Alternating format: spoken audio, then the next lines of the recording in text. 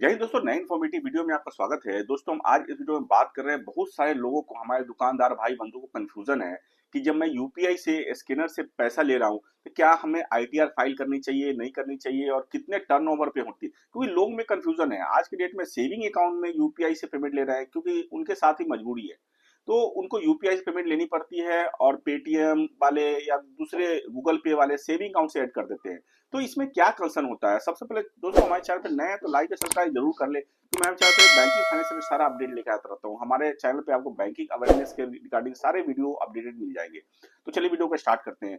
तो दोस्तों, आज के डेट में बहुत सारे हमारे दुकानदार भाई बंधु के लिए कंफ्यूजन है या छोटे रिटेलर है जो, क्योंकि उनके पास अब मजबूरी हो चुकी है कि उनको स्कैनर के थ्रू ही पेमेंट लेना है, लेकिन उनको अवेयरनेस नहीं है कि क्या प्रोसेस है, क्या रूल है।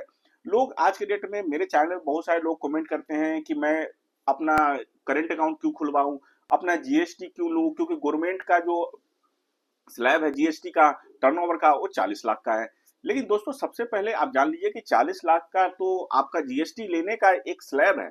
लेकिन अगर आप बिजनेस कर रहे हैं, आप प्लीज ध्यान दीजिएगा कि अगर आप बिजनेस कर रहे हैं तो जाहिर सी बात है आपका बिजनेस अकाउंट होना चाहिए, करेंट अकाउंट होना चाहिए। बहुत सारे लोग सेविंग अकाउंट में ट्रांसफर कर लेते हैं और आईटीआर तक फाइल नहीं करते हैं। तो दोस्तों, सबसे पहले आप अगर कोई भी बिजनेस कर रहे हैं, कोई भी बिजनेस कर रहे हैं और आप स्कैनर से पेमेंट ले रहे हैं और आज की डेट में यूपीआई से पेमेंट लेने की जो लिमिट है वो 10 लाख से ऊपर अगर हो रही है और आप आईटीआर फाइल नहीं कर रहे हैं, 10 लाख मैं साल की बात कर रहा हूँ, साल का 10 लाख इजिली किसी भी दुकानदार भाई बंधु का हो जाता है। तो आपका अगर 10 लाख से ऊपर हो रहा है तो आईटीआर जरूर फाइल करिए। और आईटीआर फाइल करने के लिए आप ध्यान दीजिए कि कोई भी बिजनेस हो आप एक करेंट अकाउंट जरूर खुलवाए। आज के डेट में अगर देखा जाए तो उद्यम सर्टिफिकेट भी लेकर के आपका करेंट अकाउंट खुल जाता है फर्म के नाम से, या आप फर्म के नाम से खाता खुलवाना नहीं चाह रहे हैं तो आपके नाम से भी इंडिविजुअल करेंट अकाउंट खुल जाता है। इंडिविजुअल करेंट अकाउंट के अंदर में केवल आपका पैन कार्ड और आधार कार्ड भी अगर आप बैंक को देते हैं तो आपका इजिली आपके नाम से करेंट अकाउंट खुल जाएगा और जितनी मर्जी आप क्यूआर कोड पेमेंट ले सकते हैं, उस पर जितनी मर्जी आप ट्रांजेक्शन कर सकते हैं, कैश भी डिपॉजिट कर सकते हैं। कैश डिपॉजिट के लिए आप ध्यान रखिएगा, जो भी करंट अकाउंट खुलवाइएगा उसके अंदर में आप जरूर पता कर ले कि कितना एवरेज बैलेंस मेंटेन करने पे कितना हमें कैश डिपॉजिट फ्री मिलता है। नहीं तो फिर चार्ज भी लगता है करंट अकाउंट में। चार्ज से रिलेटेड बहुत सारे वीडियो हमारे चैनल पे आपको मिल जाएगा, आप जाके देख सकते हैं कि करंट अकाउंट में क्या क्या चार्जेस होते हैं। इसके बाद दोस्तों, बात कर रहे हैं कि अगर आप यूपीआई से पेमेंट अगर ले रहे हैं तो कभी भी अपने सेविंग अकाउंट से उसको ऐड मत करवाइए। Saving account only for saving purpose के होता है, उसको बचत खाता बोला जाता है।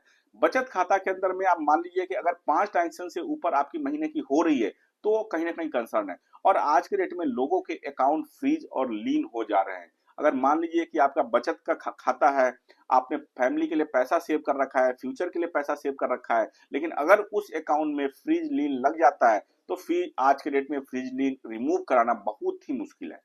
आप भागते रह जाएंगे, फिर आपका फ्रीज रिमूव नहीं होगा। तो सबसे बड़ी बात है कि अगर आप दुकानदार भाई हैं, आप कोई बिजनेस कर रहे हैं, स्कैनर से पेमेंट ले रहे हैं, तो आप करेंट अकाउंट जरूर खुलवाएं। सेविंग अकाउंट पेमेंट मत लीजिए। और करेंट अकाउंट आज के डेट में देखा जाए तो 5,000 से भी गवर्नमेंट बैंक में खाता खुल जाता है। 5,000 से लेकर के जितनी मर्जी आप वैल्यू का खाता खुलवा सकते हैं। डिपेंड करता है सर्विस के ऊपर कि आपको किस तरीके का सर्विस चाहिए।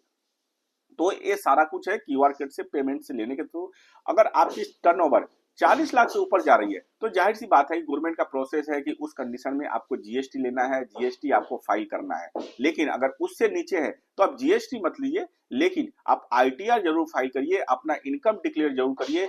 और दोस्तों, मैं अपने चैनल पे फाइनेंशियल अवेयरनेस में सबसे पहले ये कहता हूँ कि क्यूआर कोड से पेमेंट ले रहे हैं आप तो कभी भी किसी से पैसे लेकर के आप उसको कैश मत दीजिए। अगर कोई स्कैन कर दे रहा है और बोल रहा है कैश कभी मत दीजिए, क्योंकि आज के मार्केट में देखा जा रहा है 40 से 50% जो फ्रॉड हो रहे हैं इसी वजह से हो रहे हैं। तो दोस्तों, आशा करता हूँ ये वीडियो बहुत ज्यादा इन्फॉर्मेटिव है। लाइक और शेयर जरूर करें और हमारे चैनल को सब्सक्राइब करने की जो ऐसे इन्फॉर्मेटिव वीडियो है आपको मिलता रहे। Thank you very much.